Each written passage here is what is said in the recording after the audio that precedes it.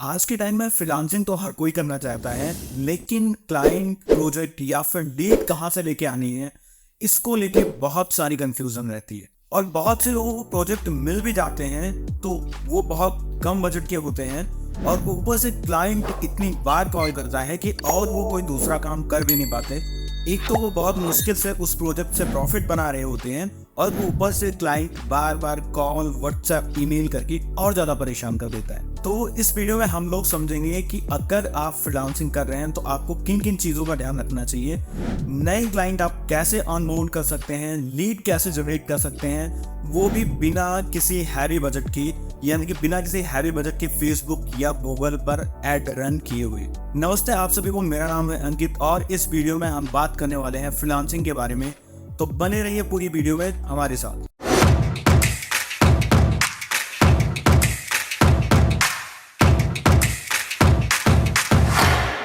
देखिए, मैंने 5 साल तक डिजिटल मार्केटिंग एजेंसी रन की, और बाद में जब मेरी दूसरी कंपनी ने फंड रेज कर लिया तो इसकी वजह से मुझे वो डिजिटल मार्केटिंग एजेंसी बंद करनी पड़ी, क्योंकि मैं वहाँ पे टाइम नहीं दे पाता था। और वही फॉर्मूला आज मैं आपको बताने वाला हूँ, जो मैं और मेरी बिजनेस डेवलपमेंट टीम अप्लाई करती थी हर महीने 30 से 50 क्वालिफाइड लीड निकालने के लिए, और उनमें से 5 से 10 high quality high ticket project निकालने के लिए। तो इस वीडियो में आप लास्ट तक बने रहिएगा, जिससे कोई भी इंपॉर्टेंट पार्ट आपसे मिस ना हो।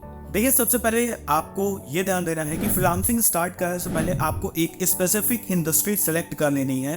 अगर आप बिगिनर हैं, अगर आप नए हैं, तो बहुत सारे लोग क्या गलतियां करते हैं कि वो हर एक इंडस्ट्री में खुद को पिच कर रहे होते हैं, जैसे कि हेल्थ केयर में, सॉफ्टवेयर में, मार्केटिंग में। इससे क्लाइंट वो ऑनबोर्ड नहीं कर पाते हैं। इसका मेजर रीजन क्या होता है, क्योंकि मार्केट बहुत बड़ा है, और अगर आप मल्टीपल इंडस्ट्रीज में स्टार्टिंग से ही जाते हैं बिना किसी सॉलिड टीम की, तो आप वहां पे सबको रीच आउट नहीं कर सकते। या फिर आप ये बोलते हैं कि मैं एक फ्रीलांसर हूं और मैं स्पेसिफिकली किसी एक इंडस्ट्री में एक्सपर्ट हूँ, जैसे कि हेल्थ केयर में, डेंटल में, क्लिनिक में, लोकल बिजनेस में, तो वहां पे लोगों का ट्रस्ट ज्यादा इंक्रीज होता है। और यही सबसे बड़ा रीजन है कि लोग इतने बड़े मार्केट में कहां से स्टार्ट करना है और किस डायरेक्शन में जाना है हमेशा कंफ्यूज रहते हैं। तो आपको सबसे पहले अपनी एक इंडस्ट्री या अपना एक नीच सेलेक्ट करना है, जिसमें आपको लगता है कि आप एक बहुत अच्छा काम करके दे सकते हैं। देखिए, फ्रीलांसिंग कुछ ऐसा नहीं है कि आपके पास कोई प्रोजेक्ट आया और आपने उनको रिजल्ट नहीं दिया, आपने 2 से 3 महीने का उनसे एक अमाउंट चार्ज किया।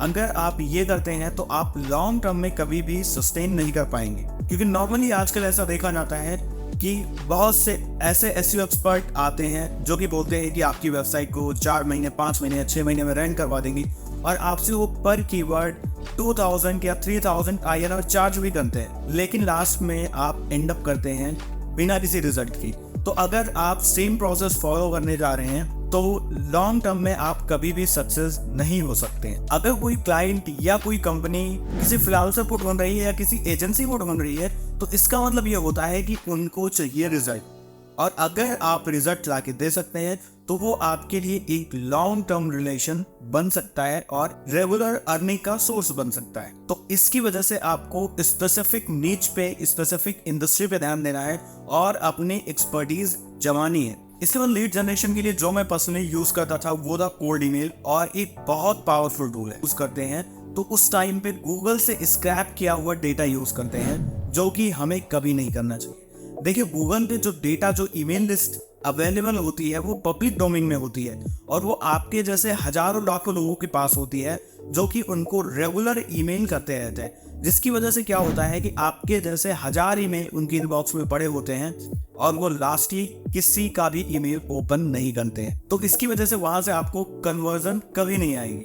अगर आप कोई नया बिजनेस है जो भी रिसेंटली रजिस्टर हुआ है या किसी ने नया डोमेन परचेज किया है, अगर उनको आप रीच आउट करते हैं, ईमेल करते हैं, तो उससे अच्छा रिजल्ट आप वहां से ड्राइव कर सकते हैं। बहुत सारे ऐसे डेटाबेस प्रोवाइडर हैं जो नए बिजनेस का डेटा प्रोवाइड करते हैं, चाहे वो इंडिया का हो, चाहे वो यूएस का हो।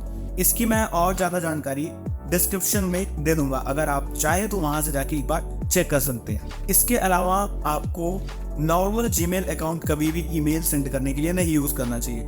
आपको हमेशा एक बिजनेस ईमेल अकाउंट यूज करना चाहिए, और इसके साथ ही आपको प्रॉपर अकाउंट्स को वार्म अप करना चाहिए, जिससे आपकी जो ईमेल है वो इनबॉक्स में जाए, ना कि स्पैम में।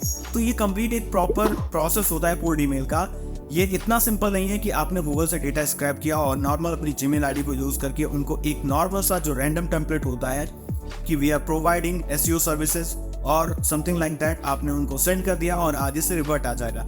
यहाँ पे रिवर्ट आने के चांसेस ऑलमोस्ट 0 होते हैं। तो जब भी आपको कोल्ड ईमेल से लीड जनरेट करना हो तो आप एक प्रॉपर जो प्रोसीजर होता है उसको फॉलो करें और उसके बाद आपको जो रिजल्ट आएगा वो बहुत ही अमेजिंग आएगा। मैं बहुत जल्दी इसी चैनल पे एक कंप्लीट प्लेलिस्ट लेके आने वाला हूँ कोल्ड ईमेल से रिलेटेड, कि आप कैसे सारी चीजें सेटअप कर सकते हैं, कैसे बल्क में ईमेल सेंड कर सकते हैं, बैच में कैसे ईमेल सेंड कर सकते हैं जिससे आपकी ईमेल डायरेक्टली इनबॉक्स में जाए, किस टाइप के आपको टेम्पलेट यूज करने चाहिए जिससे ज्यादा रिजल्ट आ सके। क्योंकि अगर आप नॉर्मल टेम्पलेट यूज करते हैं तो वहां पे क्लाइंट या फिर जिसको आप ईमेल सेंड करते हैं वो सिर्फ आपके ईमेल को ओपन करके छोड़ देता है। इसके अलावा जो थर्ड पॉइंट है, ये भी एक मोस्ट इंपॉर्टेंट पॉइंट है और वो है आपका पोर्टफोलियो। ये मैटर करता है। अगर आपके पास एक सॉलिड पोर्टफोलियो नहीं है जो कि अटेंशन ग्रैब कर सके, आपका अगर कोई पोर्टफोलियो देख रहा है तो एक बार वो कहीं ना कहीं पे अटक जाए कि लाइक जैसे आपने हाँ कुछ ऐसा अचीव किया है।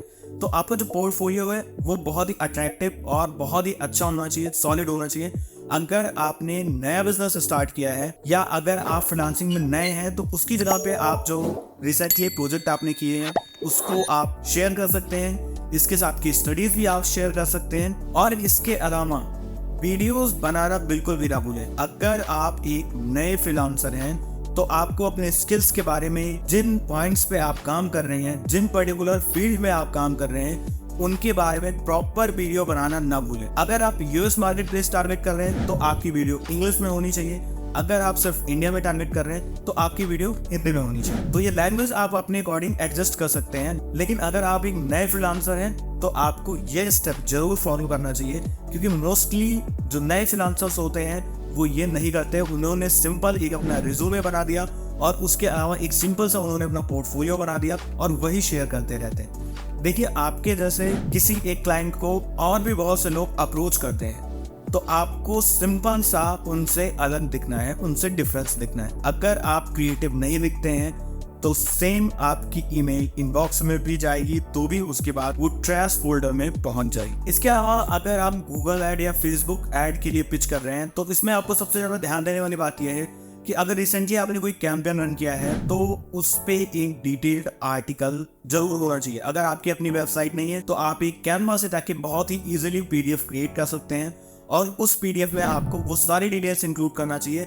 जैसे कि आपकी स्ट्रेटेजी क्या थी, आपने कैंपेन रिसर्च कैसे किया, आपने ऑडियंस कौन सा टारगेट किया, क्या रिजल्ट आपने अचीव किया, आपका आरओआई क्या था, आरओएस क्या था, और ये सारी डिटेल्स आपको उस पर्टिकुलर कंटेंट में इंक्लूड करना चाहिए। इसके साथ ही कैंपेन डेटा का आपको स्क्रीनशॉट भी उसके साथ अटैच करना चाहिए, जिससे क्लाइंट को कंप्लीटली ये लगे आपके अंदर वो कैपेबिलिटीज हैं कि आप फेसबुक ऐड, मेटा ऐड या फिर गूगल ऐड रन कर सकते हैं। इसके अलावा एक सबसे बड़ा सोर्स होता है और वो होता है लिंक्डइन। लिंक्डइन पे आपको जाके हैशटैग के साथ, जैसे कि freelancing, SEO, SMO, digital marketing, इन सब हैशटैग को अगर आप फॉलो करेंगे, रेगुलर आप मॉनिटर करेंगे तो वहां पे बहुत सारी ऐसी पोस्टिंग्स आती हैं, सिर्फ इंडिया से नहीं, इंडिया के बाहर से भी, जहां पे आप जाके डिस्कस करके ये सारी चीजें और उनसे प्रोजेक्ट के बारे में डिस्कशन कर सकते हैं। देखिए, अगर आप फ्रीलांसर हैं और आप चाहते हैं कि फेसबुक एड से आपको लीड जनरेट करना है या फिर गूगल एड से आपको लीड जनरेट करना है, तो स्टार्टिंग में आपको ये बिल्कुल भी नहीं करना है। आपको फेसबुक या गूगल एड से लीड जनरेट नहीं करनी है। वो आपको बहुत ही ज्यादा कॉस्टली पड़ेगी और आप एंड अप करेंगे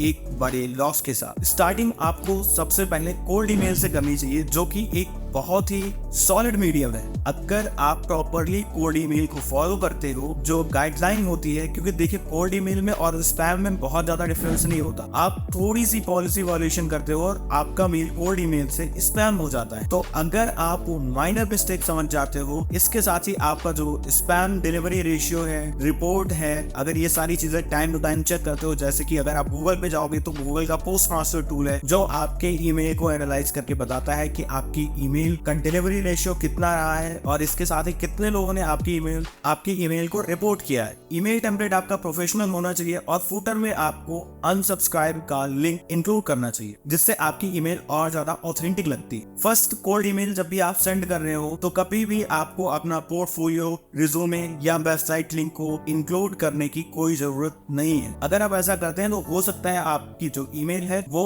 स्पैम में चली जाए। तो फिलहाल मैं कोल्ड ईमेल पे पूरी प्लेलिस्ट लेके आ रहा हूँ बहुत ही जल्द इन दिस एकेडमी के यूट्यूब चैनल में ही। तो इसलिए अगर आप फ्रीलांसिंग करने की सोच रहे हैं या फिर आप कर रहे हैं फ्रीलांसिंग बट आपको प्रोजेक्ट नहीं मिल रहे हैं, तो इस चैनल को आप प्लीज सब्सक्राइब कर लीजिए, क्योंकि आगे आपको मिलने वाले बहुत ही सारे ऐसे प्रीमियम कंटेंट बिल्कुल फ्री। तो मैं आपसे जल्दी मिलता हूँ एक नए वीडियो में।